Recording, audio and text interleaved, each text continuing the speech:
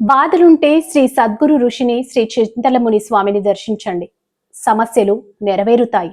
కర్నూలు జిల్లా ఆదోని డివిజన్ దొడ్డా నగేరి గ్రామంలో శ్రీ చింతల మునిస్వామి 47వ ఆరాధన కార్యక్రమం వైభవంగా జరిగిందని శ్రీ చింతల మునిస్వామి దేవాలయం పూజారి రమేష్ స్వామి చెప్పారు. అలాగే గ్రామ పెద్దల సమక్షంలో శ్రీ చింతల మునిస్వామి జాతర పండుగను జరుపుకున్నామని పూజారి రమేష్ స్వామి తెలిపారు. అయితే గ్రామ పురవీధుల గుండా శ్రీ చింతల మునిస్వామి రథోత్సవాన్ని బాజా భజంత్రీలతో భక్తి శ్రద్ధలతో లాగడం జరిగింది. అయితే ఈ సందర్భంగా ఆదోని టీడీపీ గుడిసె కృష్ణమ్మ మాట్లాడుతూ 50 ఏళ్ల క్రితం ఋషిగా దొడ్డనగరి గ్రామానికి విచ్చేసి గ్రామ ప్రజలు ఆకలి తీర్చి రోగాల బారిన ఉన్నవారిని మెరుగుపరిచి గ్రామంలోని జీవ సమాధి అయిన ఋషిని శ్రీ చింతమణి స్వామిని దర్శించుకోవడం నా జన్మ ధన్యమైందని ఆమె చెప్పారు. చింతల ముని స్వామిగా ప్రతి సంవత్సరం శ్రావణ మాసంలో ప్రత్యేక జాతర నిర్వహించి ఆరాధ దైవంగా కొలుస్తున్నారు.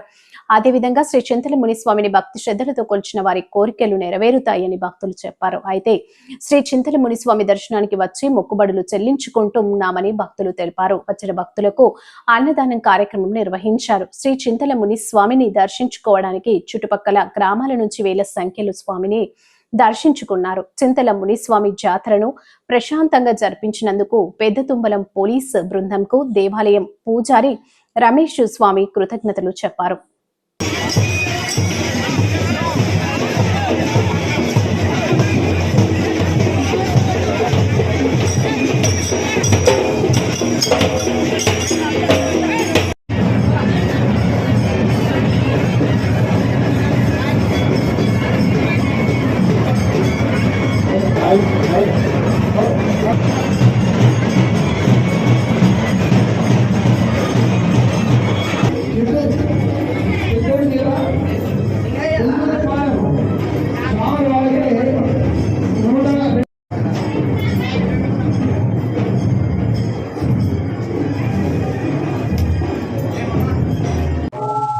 దొడ్డనగేరి గ్రామంలో ఉండేటువంటి శ్రీ శ్రీ శ్రీ సద్గురు చింతలముని స్వామి 47వ ఆరాధన ఈ కార్యక్రమాన్ని ఈరోజు ఎంతో అంగరంగ వైభవంగా జయప్రదం చేసుకున్నాము.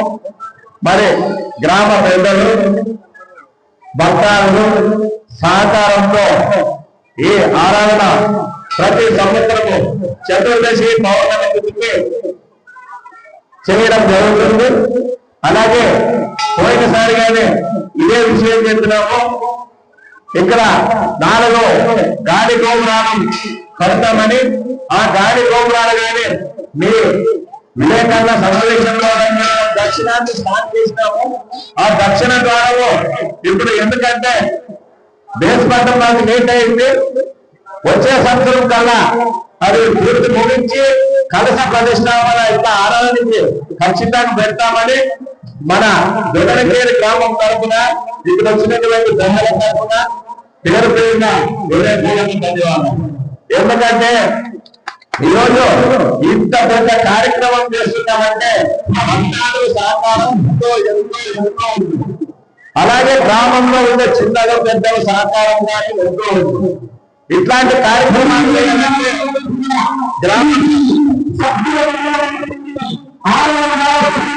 చింతలముని స్వామి వారి పాదపద్మాలకు నమస్కరించి ఇక్కడ ఈ కార్యక్రమానికి స్వామివారి 47వ కార్యక్రమం జరుగుతుంది. ఎందుకంటే ఈయన సాక్షాత్ అవతార పురుషుడు, కలియుగ మందు మహానుభావుడు. ఎన్నో అవతారాల్లో శ్రీమన్నారాయణ అవతారమే శ్రీ చింతలముని అవతారము.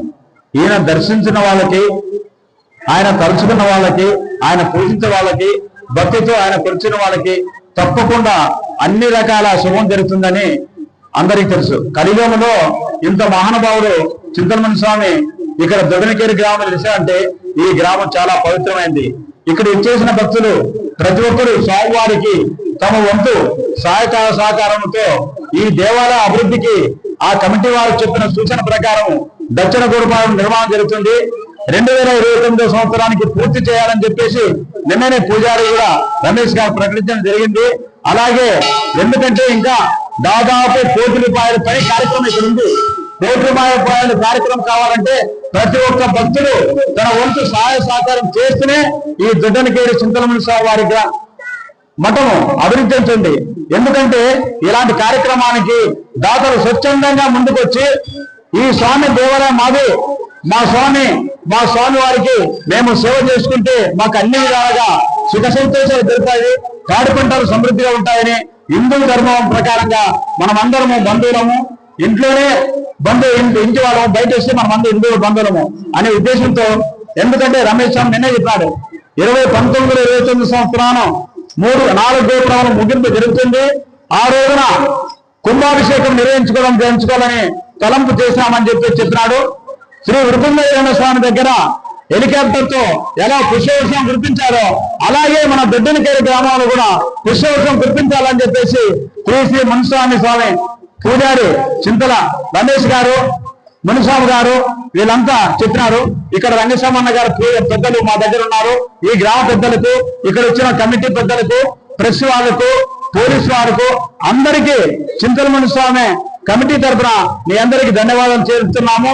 ముందు ఈ కార్యక్రమానికి మీరందరూ సహకరించి రాబోయే 48 సంవత్సరానికి ఇంతకన్నా ఘనంగా జరపడానికి మీ అందరి వంతు సహకారంతో ఈ గ్రామం యొక్క చింతల మునిస్వామి కమిటీని అభివృద్ధి చేసి మన గ్రామంలో గొప్పగా మునిస్వామి జాతర జరుపుకుందామని ఈ సందర్భంగా ఈ అవకాశం ఇచ్చిన పెద్దలకు, చిన్నలకు మీ అందరికీ నా హృదయపూర్వక ధన్యవాదాలు. చింతల మునిస్వామి రథోత్సవం సందర్భంగా దొడ్డనికేరి గ్రామానికి రావడం నిజంగా నేను చేసుకున్న అదృష్టంగా భావిస్తున్నాను. ఒక 4 రోజుల క్రితం పెసలబండ గ్రామంలోన చింతల మునిస్వామి ఆరాధనోత్సవం కూడా, అక్కడ 126వ ఆరాధనోత్సవం కూడా అటెండ్ అవ్వడం జరిగింది.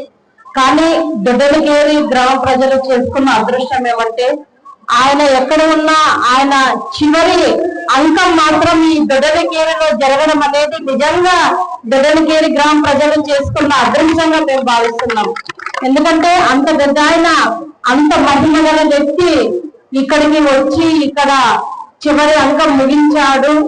ఇక్కడే శాశ్వత నివాసం ఏర్పాటు చేసుకోవడం వల్ల ఈ దొడ్డనికేరి గ్రామ ప్రజలతో పాటు ఆరోడు నియోజకవర్గ ప్రజలందరూ కూడా ఆయన ఆశీర్వాదాలు కలగాలని చెప్పి నేను మనస్ఫూర్తిగా కోరుకుంటున్నాను.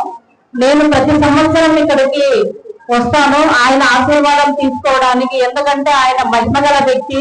ఈ రోజు మనమందరం ఇంత సంతోషంగా, ఇంత హ్యాపీగా పిల్ల పాపలతో అందరూ సంతోషంగా ఉన్నారంటే కారణం ఆ చింతల మునిస్వామి ఆశీర్వాదం అని చెప్పి ఈ సందర్భంగా నేను తెలియజేస్తున్నాను. కాబట్టి ప్రతి సంవత్సరం లాగే ఈ సంవత్సరం కూడా ఆయన ఆశీర్వాదాలు ప్రతి ఒక్కరికి ఉండాలని, అదే విధంగా వ్యవసాయ వాళ్ళకి, రైతులకు మంచి వర్షాలు పడి మంచి పంటలు పండి అందరూ కూడా ఆరోగ్యంగా ఉండాలని చెప్పి మనస్ఫూర్తిగా కోరుకుంటూ, అదే విధంగా ఈ కమిటీ నిర్వాహకులకు, ఈ ఏదైతే చింతల మునిస్వామి కమిటీ ఉందో వాళ్ళ నిర్వాహకులకు, పూజారులకు, గ్రామాలకు, పెద్దలకు అందరికీ కూడా శిరస్సు వంచి నమస్కారాలు తెలియజేసుకుంటున్నాను. ప్రతి సంవత్సరం ఒక ఆడపడుచులాగా నన్ను ఆహ్వానించి ఈ ఊరికి పిలుచుకురావడం అనేది నేను చేసుకున్న అదృష్టంగా భావిస్తూ ఈ గుడి ఇంకా అభివృద్ధి చెందాలని చెప్పి దానికి నా వంతు సహాయ సహకారాలు ఎప్పుడూ అందిస్తామని చెప్పి ఈ సందర్భంగా తెలియజేసుకుంటున్నాను.